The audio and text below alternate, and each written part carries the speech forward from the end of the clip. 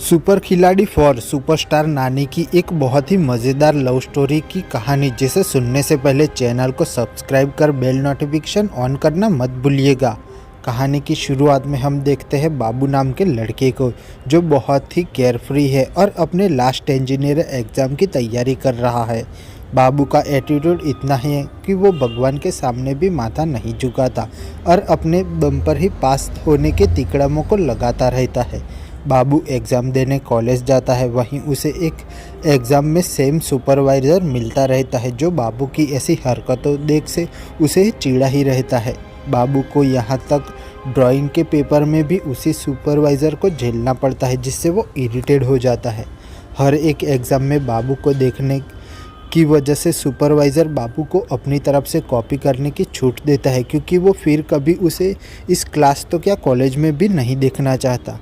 कुछ टाइम बाद ही बाबू अपने मॉम डैड को अपने पास होने की न्यूज़ देता है, जिससे उसके कॉलोनी वाले भी सभी लोग उसे बस अब एक ही सवाल करते रहते हैं कि पास हो गए, अब आगे क्या।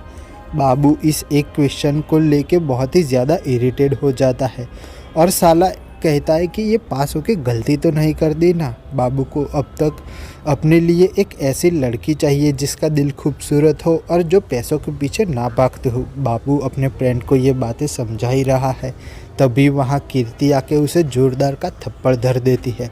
बाबू कीर्ति को देखते ही उस पर फ्लैट हो जाता है और अपना दिल को संभालने लगता है। तभी कीर्ति उसे एक ज़ोरदार डांट सुनाने लगती है और कहती है कि मुझे रात भर गंदे मैसेज क्यों करते हो, इससे मैं इरिटेट हो जाती हूँ। बाबू कहता है कि तुमसे ज़रूर कुछ गलतफहमी हुई है, पर कीर्ति उसकी एक भी सुने बिना ही उसे लगातार डांटे ही जा रही है। तभी उसकी फ्रेंड आके उसे समझाती कि ये वो लड़का है ही नहीं। कीर्ति उसे सॉरी बोल के वहाँ से निकलती है और जिस लड़के ने उसे मैसेज किए थे उसे ज़ोरदार से पीटना शुरू कर देती है।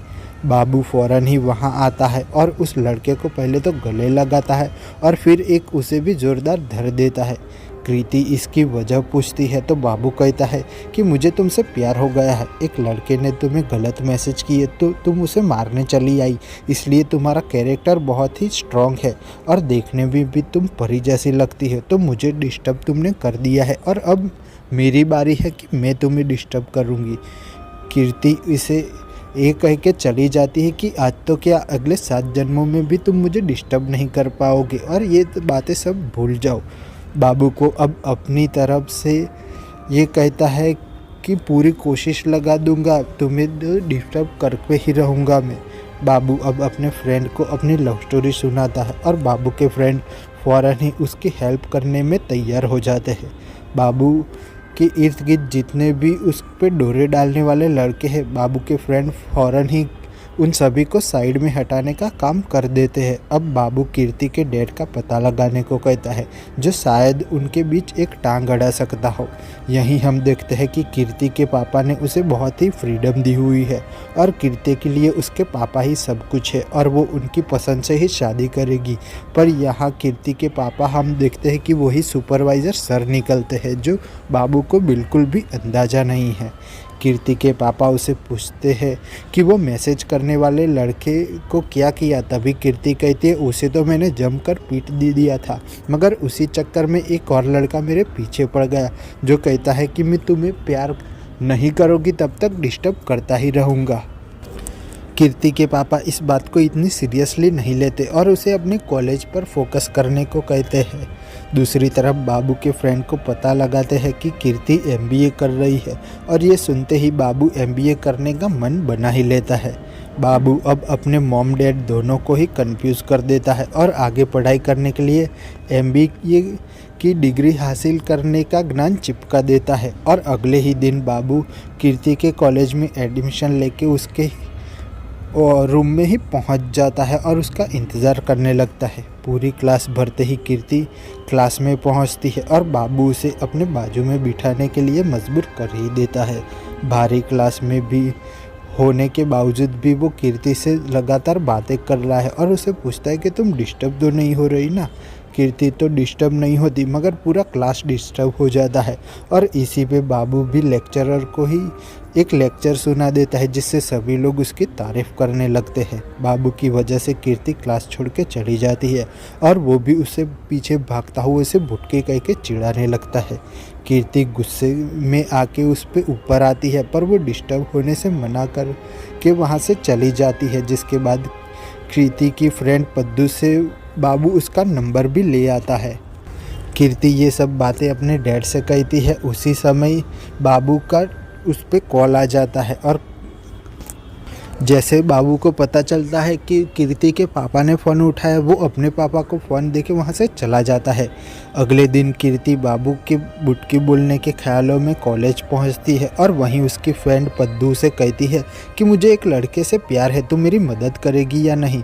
मगर कीर्ति ऐसा करने से साफ मना कर देती है और वो दोनों ही एक क्लास में पहुँचते हैं और तभी वो बाबू को ना देख के थोड़ी शांत बैठती है।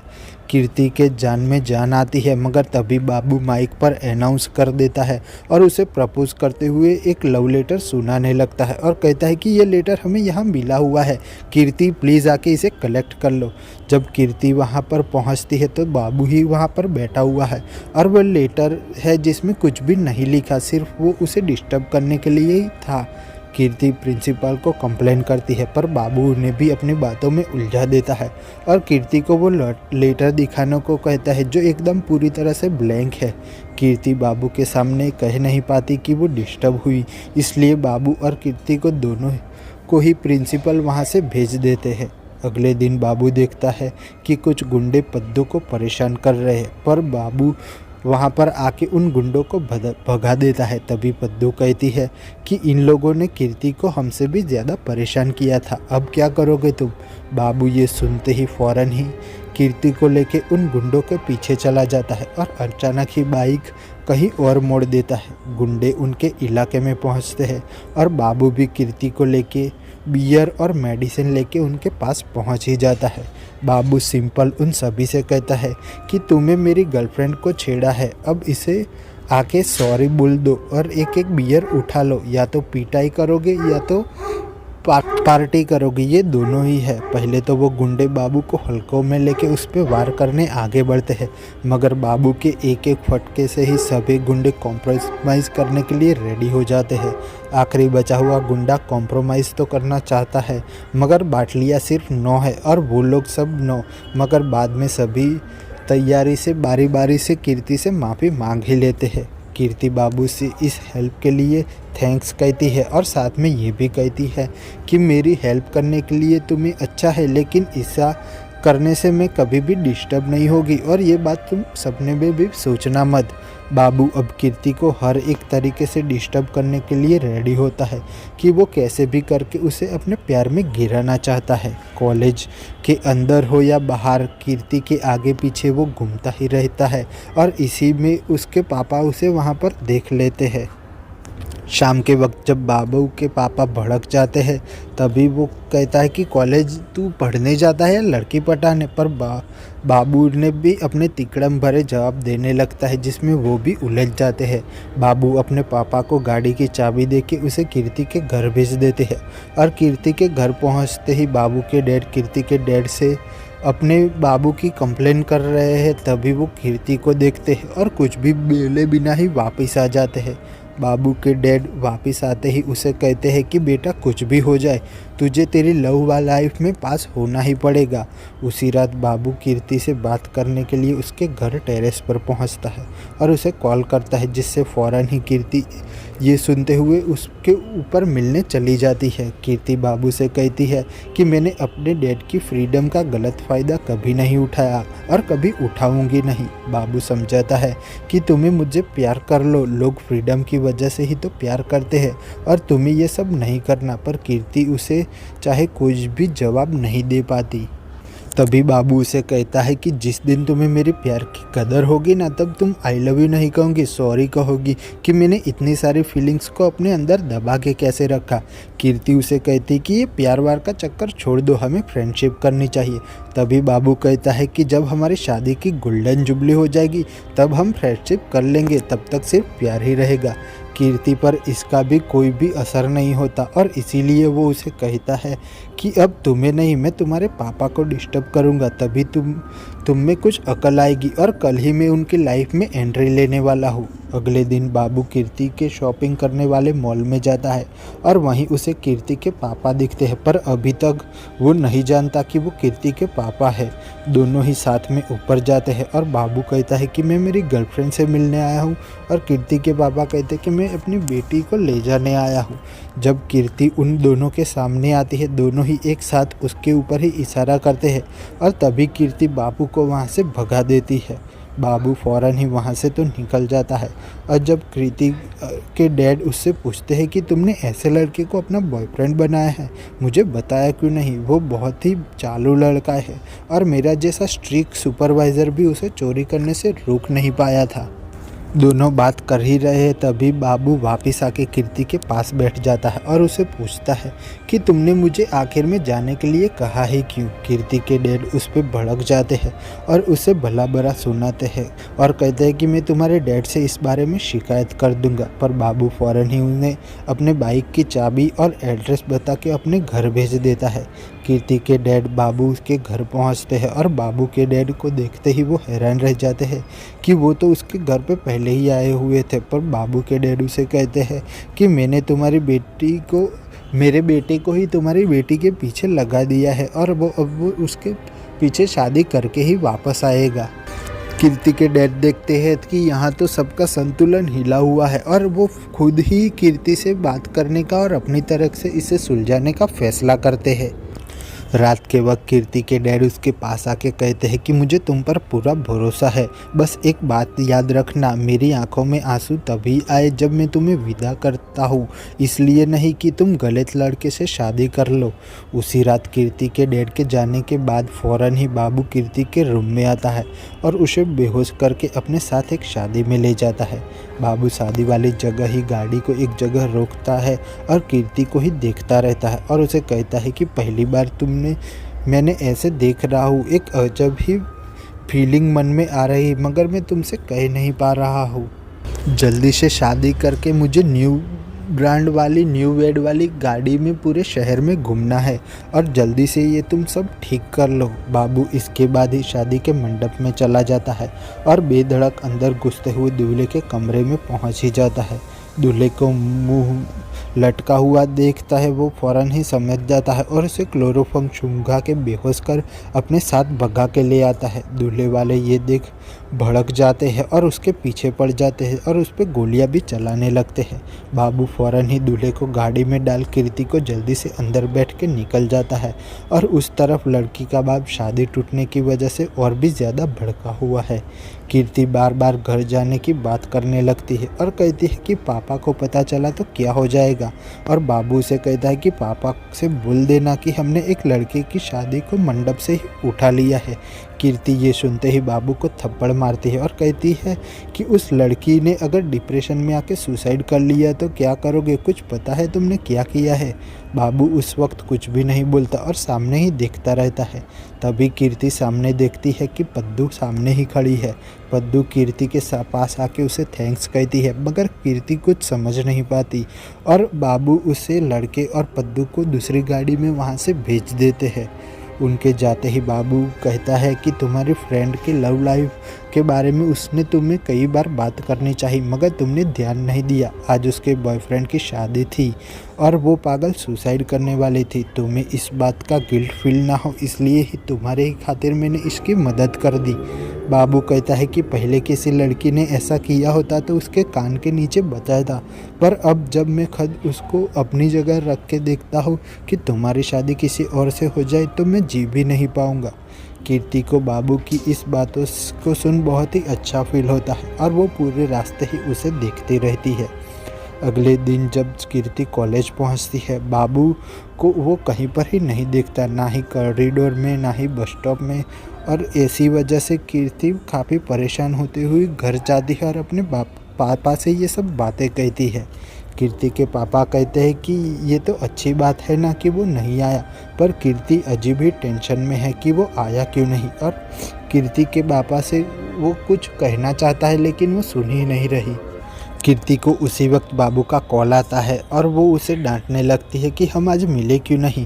बाबू से बात करने वक्त कीर्ति अपने डैड से भी झूठ बोलती है कि किसी फ्रेंड का कॉल आया है। बाबू कीर्ति को कहती है कि मुझसे बात करने के लिए डैड से झूठ बोली, मतलब तुम मुझे प्यार हो गया है। कीर्ति को भी अब उनके प्यार का एहसास होता है और वो उससे कहती है कि हर जगह तुमने मुझे डिस्टर्ब करना चाहा, पर मैं अब इस बात से डिस्टर्ब हो रही कि मैं डिस्टर्ब हो क्यों नहीं रही। बाबू खुशी से झूम उठता है और उसे अभी के अभी उसके पास आने को कहता है, मगर कीर्ति उसे अगले दिन आने को कहती है और तभी वो उसे मैजिक वर्ड बोलने के लिए प्रॉमिस करती है। बाबू की खुशी का ठिकाना नहीं रहता और वो पूरी रात कीर्ति के बारे में सोचता रहता है और इस तरफ कीर्ति का भी ऐसा ही हाल है। अगले दिन जब बाबू कीर्ति से मिलने जाने वाला है तभी उसे उन गुंडों का फ़ोन आता है और वो कहते हैं कि मेरे नए पहलवानों ने तेरी छमिया को उठा लिया है और अब आके दिखा अपनी पार्टी और पिटाई क्या करता है तू। बाबू फ़ौरन ही बाइक लेके अड्डे पर पहुंचता है, पर वहां जाके ही वो देखता है कि उसकी ही उम्र का एक पुलिस वाला उन गुंडों की ज़बरदस्त धुलाई कर रहा है। बाबू उसे देख शौक रह जाता है और कीर्ति भी शौक में है कि ये है कौन। पुलिस वाला कहता है कि कीर्ति सिर्फ मेरी है, अगर किसी ने भी उसकी ओर आंख भी उठाया तो उसे जिंदा जमीन में गाड़ दूंगा। यहीं पर ट्विस्ट आता है। बाबू ने कभी सोचा भी नहीं था कि कोई ऐसा भी आएगा जो कीर्ति का हक जताएगा। ये पुलिस वाला एसपी सिद्धार्थ वर्मा है जो 4 साल पहले कीर्ति से मिला था और उसी वक्त कीर्ति के लिए किसी ने सुसाइड करने की कोशिश की थी, जिसके चक्कर में कीर्ति ने सिद्धार्थ को डांट दिया था। सिद्धार्थ कीर्ति से प्यार करने लगा और वो कीर्ति के डैड से शादी की बात करने चला गया। कीर्ति के डैड ने उसे कहा कि तुम्हें कीर्ति से शादी करनी है तो पहले पढ़ाई करनी होगी और एक रिस्पेक्टेड जॉब करनी होगा, तभी मैं उसकी शादी तुमसे करवाऊंगा। और कीर्ति भी अपने डैड के फैसले में हाँ भरती है कि पापा जिससे भी मेरी शादी कराएंगे मैं उनकी पसंद से शादी कर ही लूँगी। बाबू अब जब पुलिस स्टेशन पहुंचता है वहीं वो कीर्ति को गले लगा के बाइक पर राउंड मारने की बात कहता है। कीर्ति के फादर इस बात पर भड़क जाते हैं और कहते हैं कि कीर्ति की शादी सिद्धार्थ से होगी, ये मेरा जमाई बनेगा और इसी 26 को इनकी शादी होगी। बाबू इसे जोक समझता है और हंस देता है। तभी सिद्धार्थ उस पर गुस्सा करता है, पर कीर्ति के डैड उसे वहीं पर शांत करते हैं और कीर्ति से पूछते हैं कि अभी भी तुम मेरी बात पे अटल हो ना कि तुम मेरी ही पसंद के लड़के से शादी करने वाली हो। कीर्ति अब मुश्किल में पड़ती है और कहती है कि पापा मैं आपकी पसंद से ही शादी करूंगी। ये सुन कीर्ति के पापा खुश होते हैं, पर तभी कीर्ति बाबू से कहती है कि बाबू तुम्हें किसी भी करके 26 तारीख तक पापा की पसंद बनना होगा और तुम्हें मेरे गले में मंगलसूत्र पहनाना है। कीर्ति अब इतना बोल के निकल जाती है और उसके जाते ही कीर्ति के पापा बाबू से कहते हैं कि तुम मुझे कभी भी कन्विंस नहीं कर पाओगे। सिद्धू ने मेरे कहने पर 4 साल में पुलिस की नौकरी ली, तुम्हारे पास क्या है, तुम्हारा ये सड़क छक एटीट्यूड। बाबू उनसे कहता है कि आपने कभी सोचा नहीं था कि मैं इंजीनियरिंग पास कराऊंगा, आपने ही करवाया था। अभी नहीं सोचा था कि कीर्ति से मेरा लव अफेयर होगा, वो भी हो गया। तो ये भी मुमकिन है कि आप मुझे अपना दामाद चुन लीजिए। अभी तो 26 दिन बाकी है, मुझे एक पल का ही इंतज़ार रहेगा। सिद्धू अब कंफ्यूज हो जाता है, पर कीर्ति के डैड उसे कहते हैं कि तुम कीर्ति को अपने प्यार से अपनी तरफ कन्विंस कर दो और कल उसका बर्थडे है तो उसे ज़ोरदार का सरप्राइज़ दो। सिद्धू कीर्ति के बर्थडे पर रात को ही उसे बहुत ही बड़ा सरप्राइज़ करता है और एक डायमंड रिंग देके प्रपोज करता है, जिससे कीर्ति भी ये देखकर हैरान रह जाती है। अगले दिन कीर्ति का बर्थडे होने के बावजूद भी बापू उसे विश नहीं करता और अपने दोस्तों से कहता है कि मैं ये सब फॉर्मेलिटी में नहीं मानता।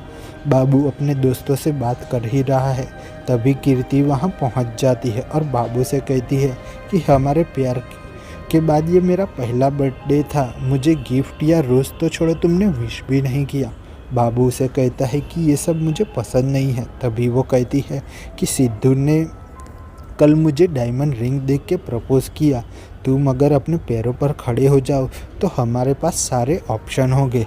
अब बाबू कीर्ति को ऑप्शन वाली लाइफ का डेमो दिखाने के लिए अपने फ्रेंड के शोरूम चला जाता है। बाबू वहां जाके कहता है कि अगर हमारे पास पैसे होंगे तो तुम अलग कमरे में टीवी देखोगी, मैं अलग कमरे में, तुम अलग बेडरूम में सोओगी, मैं अलग बेडरूम में। ऑप्शन से भरी लाइफ में कॉम्प्रोमाइज़ नहीं होगा। और अब बाबू उसे अपने घर ले जाता है। कीर्ति के घर में आते ही बाबू की माँ बहुत ही खुश हो जाती है, और जहाँ कीर्ति को जब पता चलता है कि परिवार के साथ रहने का अलग ही मज़ा है, बाबू की माँ बड़े ही प्यार से कीर्ति को खाना खिलाती है जो उसे बहुत ही पसंद आता है। और कीर्ति बाबू से कहती है कि ये मुझे बहुत ही अच्छा लगा। और तभी बाबू कहता है कि यही मेरी असली ज़िंदगी है।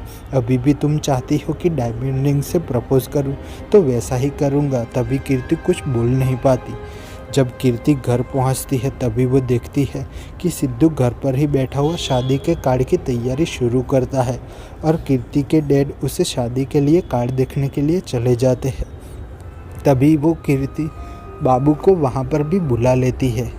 बाबू कीर्ति को शॉप के बाहर ही इशारे करता है जो उसकी मॉम देख लेती है, पर बाबू को कीर्ति की मॉम का फुल ही सपोर्ट मिल जाता है। कीर्ति बाबू को बताती है कि जो चीज़ डैड को पसंद नहीं आती वो ऑटोमेटिक ही मॉम की पसंद बन जाती है। पर अभी बात कीर्ति सिद्धू के बारे में बताती है और मैसेज उसके बताती है जिसमें सिद्धू कह रहा है कि हमने हनीमून के लिए वेनिस जाने वाले हैं। बाबू कहता है कि अभी तो एक हफ्ता बाकी है, मुझे एक पल तो मिल ही जाएगा। मगर कीर्ति ये कह चली जाती है कि कल शादी के कार्ड एक्सचेंज होने वाले हैं, फिर करते रहना अपने पल का इंतज़ार। अगले दिन सिद्धू के मॉम डैड शादी के कार्ड का एक्सचेंज करने आते हैं, और वहीं बाबू की फैमिली भी वहां पहुंच जाती है और शादी के कार्ड को एक्सचेंज करने के साथ साथ सिद्धू की फैमिली को वो नीचा भी दिखाते हैं। अगले दिन शादी की शॉपिंग में भी शॉपिंग करने वो पहुंच जाते हैं, और वहां बहुत बड़ी फैमिली के साथ कन्फ्यूज़न हो जाता है। शॉपिंग के बाद कीर्ति को हनीमून कपल टिकट मिलती है, और दुकानदार बताता है कि दूल्हे ने तो पहले से ही अपनी टिकट लेके चला गया है। तभी बाबू अपना टिकट लेके वहाँ से निकल जाता है। कीर्ति के पापा अब बाबू को रोकने के लिए सिद्धू को पूरी छूट देता है और कहता है कि उसे संगीत में पहुँचने के लिए कैसे भी करके रोकना ही होगा। सिद्धू अब बेधड़क हो जाता है, और सिद्धू बाबू को पकड़ने के लिए उसकी माँ को बुरी तरह से सताता है, जिससे बाबू उसका कॉलर पकड़ लेता है। सिद्धू बाबू को कॉलर पकड़ने के जुल्म में फ़ौरन ही अरेस्ट करता है और उसे कहता है कि तुझे मैं कीर्ति के शक्ल भी नहीं देखने दूंगा, अब तू संगीत संध्या में यहीं पर ही चढ़ेगा।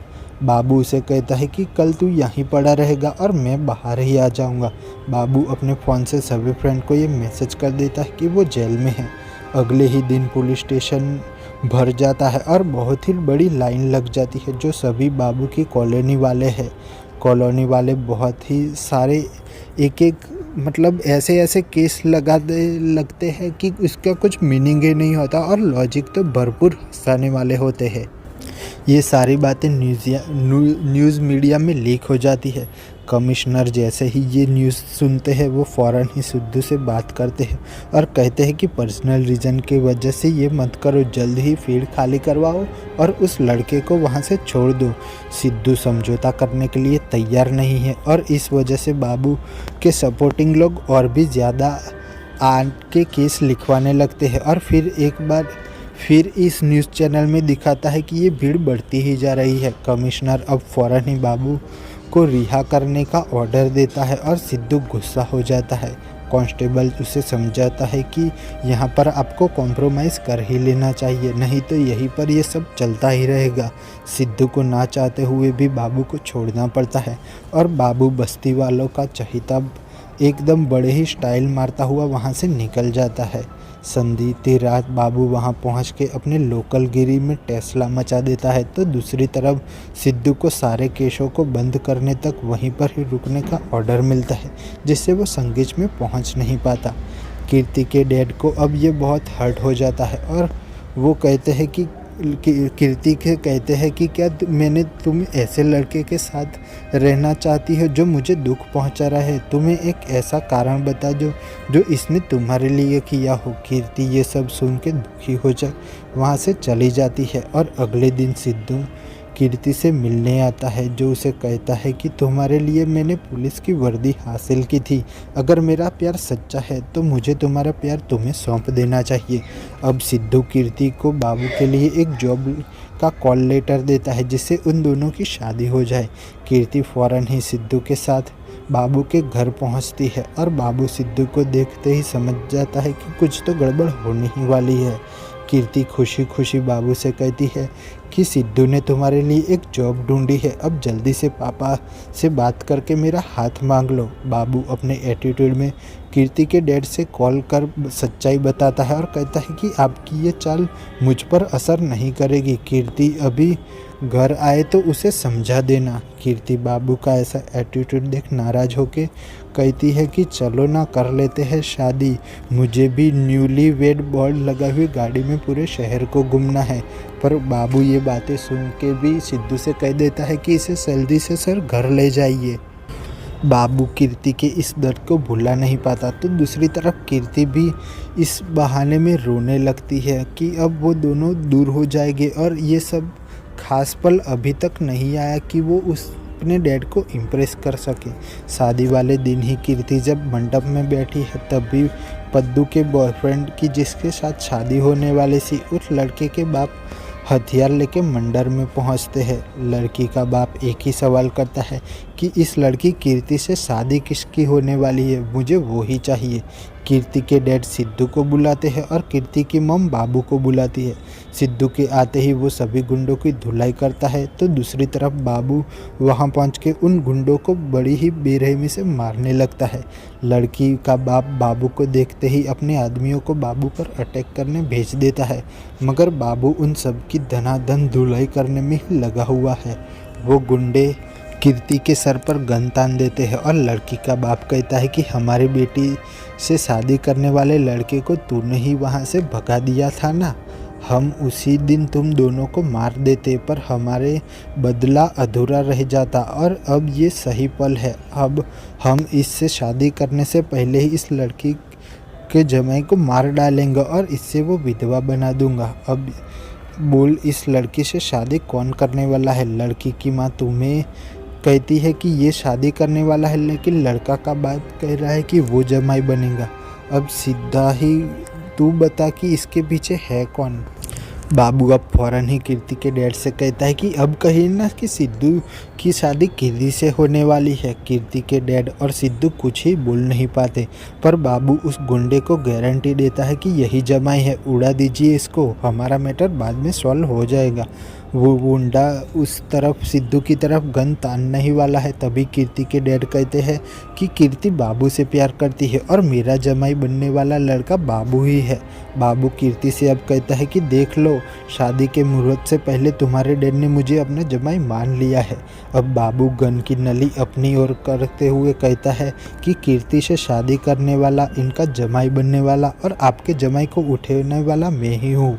आपका मैटर सॉल्व होगा, मगर मेरा मैटर है उसे सॉल्व कर दीजिए। अब बाबू कहता है कि मैं और सिद्धू दोनों ही कीर्ति से प्यार करते हैं, यहाँ तक हमारी स्टोरी सेम है। सिद्धू ने कीर्ति के लिए 4 साल उससे दूर रह के नौकरी हासिल की, मैंने तो उससे एक दिन भी दूर नहीं रह पाया, मगर अगले ही दिन कॉलेज ज्वाइन कर ली।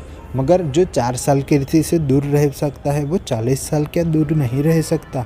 इसने कीर्ति को उसके बर्थडे पर डायमंड रिंग देके सरप्राइज़ किया, मैंने कुछ नहीं किया। पर ये क्या, अगर कोई लड़की को गिफ्ट दे और बाद में वो आई लव यू कहे, तो वो उस इंसान से प्यार करती है या उस गिफ्ट से? कीर्ति के डैड कहते हैं कि कुछ सोशल दिन होते हैं, इसके लिए सब कुछ होता ही है, तुम कुछ करते नहीं, मैं तुम्हें अपनी बेटी कैसे दे दूँ? बाबू कहता है कि मैं उन लड़कों में से नहीं हूँ जो स्पेशल दिन को ही अपनी ज़िंदगी मनाते हो। एक बार कीर्ति मेरे ज़िंदगी में आ गई तो हर साल का हर दिन उसके लिए एक स्पेशल ही होगा। 4 साल पहले सिद्धू से इसकी शादी नहीं की, पर अब पुलिस की नौकरी है तो उसकी शादी सिद्धू से करवा रहे हो। ये नौकरी का कमाल है या सिद्धू का? कीर्ति के डैड कहते हैं कि सिद्धू से करवा रहा हूँ जिसके पास अच्छी नौकरी है कि वो अच्छी तरह से एक लग्जरी लाइफ जी सकें।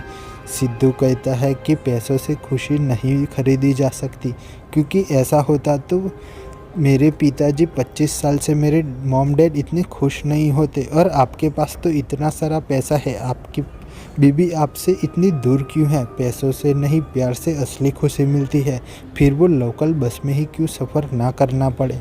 बाबू अब उस गुंडे से कहता है कि जमाई वो होना चाहिए जिसके साथ पैसा हो, या वो होना चाहिए जिस लड़की के दिल में वो होना चाहिए। और कीर्ति के दिल में मैं हूँ सर। जानता हूँ कि किसी को ये बातें समझ में नहीं आएंगी सर, अब आप ही फैसला कीजिए कि कीर्ति को किससे शादी करनी चाहिए, मुझे या लड़की के बाप जो सोच रखता है पैसे कमाने वाले वैसे लड़के से शादी करनी चाहिए। लड़की का बाप सोच के कहता है कि तुम उसके दिल में हो तो तुम्हें ही उससे शादी करनी चाहिए।